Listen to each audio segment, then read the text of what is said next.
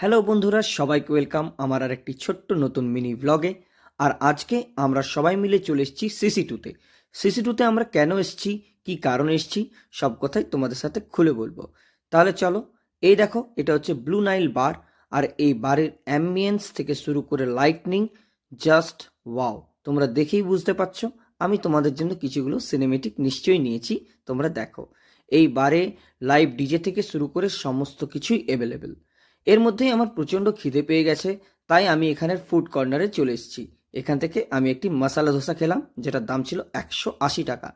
তার মধ্যেই দেখছি আমাদের এখানে ইভেন্ট স্টার্ট হয়ে গেছে। আর এটা পুরোটা ছিল নেসলে থেকে।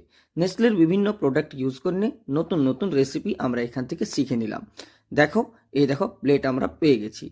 এই সমস্ত খাবার আমরা শেষ করলাম, দিয়ে এর মধ্যেও আমাদের খিদে মেটেনি, তাই আমরা চলে এলাম ম্যাকডোনাল্ডে। আর এখানে আমরা নিজের খাবার খেয়ে নিলাম, দিয়ে বাড়ি ফিরলাম।